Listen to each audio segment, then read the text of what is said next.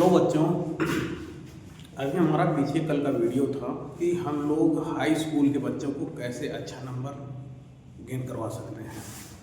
आज का टॉपिक हम लोग का रहेगा कि इंटर के बच्चे, क्योंकि इंटर मेन होता है कैरियर के लिए, इंटर के बच्चे बोर्ड के एग्जाम में अच्छा नंबर कैसे ला सकते हैं, चाहे वो मैथ के हों या बायो के हों। तो मैथ और बायो के बच्चे ध्यान देंगे कि मैथ और बायो के बच्चों को अगर 90 प्लस नंबर लेकर आना है, 90 प्लस परसेंटेज लेकर आना है, तो उनके लिए दो चीज़ें वही चीज़ हार्ड वर्क और स्मार्ट वर्क तो है ही है। वो लोग मैक्सिमम ध्यान किस पे देंगे?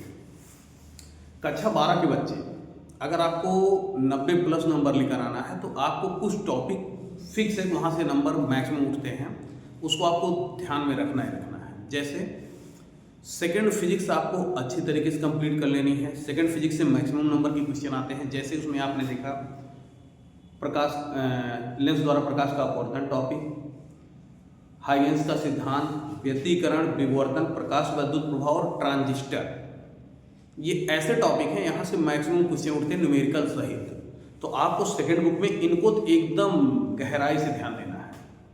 सेकेंड बुक में आप लोग फिजिक्स में लेंस का अपवर्तन, हाइगेंस का सिद्धांत, व्यतिकरण, विवर्तन, प्रकाश विद्युत प्रभाव, ट्रांजिस्टर, ये मैक्सिमम ध्यान देना है। पूरा A to Z topic, numerical, theory, derivation, सब कुछ। उसके बाद आपको कुछ टॉपिक ध्यान देने हैं। जैसे आपका है बामर श्रेणी, लाइमन श्रेणी, मतलब हाइड्रोजन स्पेक्ट्रम पे थोड़ा ध्यान दे दीजिएगा। उसको बंधन ऊर्जा पे न्यूमेरिकल देख लीजिएगा। प्रिज्म के अपवर्तनांक के सूत्र देख लीजिएगा। ये सब चीज़ें थोड़ा केयर करिएगा। और फर्स्ट बुक में आते हैं। फर्स्ट बुक में आप लोग किरचॉफ का नियम मोस्ट इंपॉर्टेंट पूरी तरीके से पढ़िएगा। संधारित्र की धारिता पूरी तरीके से पढ़िएगा। गॉस की प्रमेय पूरी तरीके से, और वैद्युत चालन ये, और चुंबक वाले खंड में गतिमान आवेश तथा चुंबकीय क्षेत्र, और उसके बाद आपका प्रत्यावर्ती धारा और विद्युत चुंबकीय प्रेरण, ये तीन टॉपिक चुंबक वाले खंड से मैक्सिमम उठाने, यहाँ से क्वेश्चन आपको पूरे ध्यान देना है। और पहले पार्ट में आप देखेंगे गॉस की प्रमेय, संधारित्र और वैद्युत चालन और किरचॉफ, ये देखेंगे पहले वो विद्युत खंड से। चुंबक वाले खंड से गतिमान आवेश तथा चुंबकीय क्षेत्र देखेंगे। उसके बाद प्रत्यावर्ती धारा देखेंगे और विद्युत चुंबकीय प्रेरण। ये फर्स्ट बुक से मैक्सिमम ध्यान देना है आपको, पूरा थ्योरी, डेरिवेशन, न्यूमेरिकल सहित। और उसके बाद आप सेकंड बुक में जो मैंने टॉपिक बताया उसको ध्यान देना है। तो इतना अगर आपने मैक्सिमम कर लिया है, और उसके बाद लिखने की प्रैक्टिस बहुत ज़्यादा अच्छी होनी चाहिए। ये नहीं पढ़ लीजिए बस हो गया क्वेश्चन। अब आप ये देखिए, जैसे हम सॉल्व कर रहे हैं तो उसका क्वेश्चन आंसर खुद लिखने का प्रैक्टिस करिए, और स्पीड थोड़ी अच्छी रखिए और राइटिंग भी अच्छी। ऐसा नहीं है पता लगे आप बोर्ड का एग्जाम दे रहे हैं, 3 घंटे का एग्जाम है और आप 5 घंटे लगा रहे हैं पूरा क्वेश्चन लिखने में, तो आपका टाइम लॉस होगा और आपको नंबर भी अच्छे नहीं मिलेंगे, क्वेश्चन भी छूट जाएगा। और आपका मतलब आपको प्रैक्टिस अभी से ही शुरू कर दीजिए। इंटर के बच्चों को मिनिमम इस समय 15 घंटे प्लस पढ़ना है। और लिखने की प्रैक्टिस जो भी पढ़िएगा लिख करके पढ़िएगा। क्वेश्चन उठाइए, उसको लिखिए, उसको पढ़िए, क्वेश्चन उठाइए, लिखिए, पढ़िए।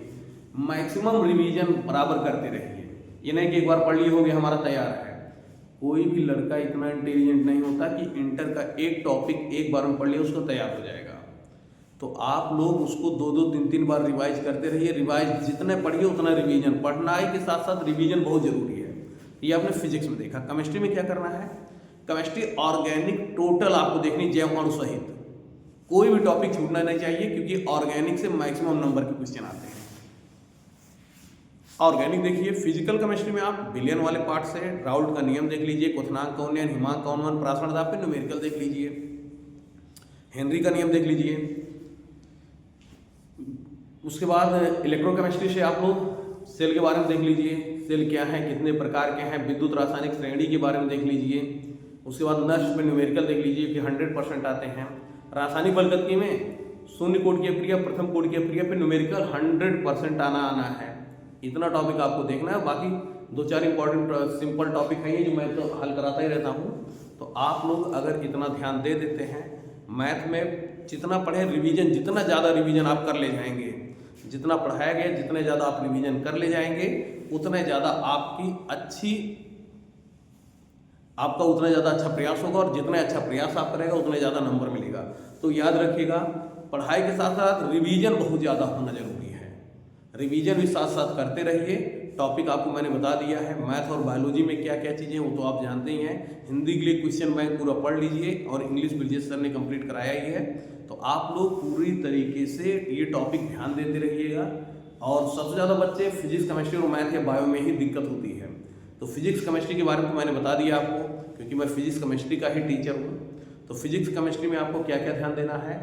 केमिस्ट्री में तो ऑर्गेनिक टोटल देखना है। नाम वाले रिएक्शन तो पूरा रट डालिए, नाम वाले रिएक्शन रटने के बाद कैसे, मैंने आपको जो ट्रिक बताया है कैसे प्राप्त करेंगे, ये चीज़ें आप थोड़ा ध्यान दीजिएगा। और नाम वाले ट्रिक और जैव अणु थोड़ा देख लीजिए, ये चीज़ें आप केयर करिए। ऑर्गेनिक में क्या क्या देखना है मैंने आपको बता दिया है। इनऑर्गेनिक में आप 3-4 टॉपिक फिक्स हैं। बर्नर सिद्धांत देख लीजिए, लैंथेनाइड संकुचन देख लीजिए, आईयूपीएसी नाम उपशासन यौगिकों का देख लीजिए, लिगैंड क्या ये कितने प्रकार के होते हैं, और समावयवता देख लीजिए।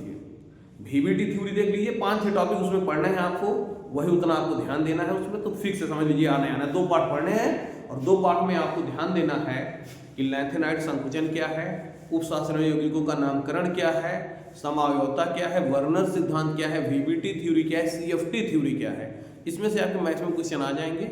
इतना आप ध्यान दीजिएगा, बाकी नंबर आपको मिलता रहेगा, पर 90+ बनेगा। लेकिन प्रैक्टिस लिखने की बहुत ज़्यादा होनी चाहिए, बहुत जितना अच्छा, जितना ज़्यादा भी लिख। अब ये नहीं किताब लेकर केवल बैठे रहिए, किताब लेने से कुछ नहीं होगा।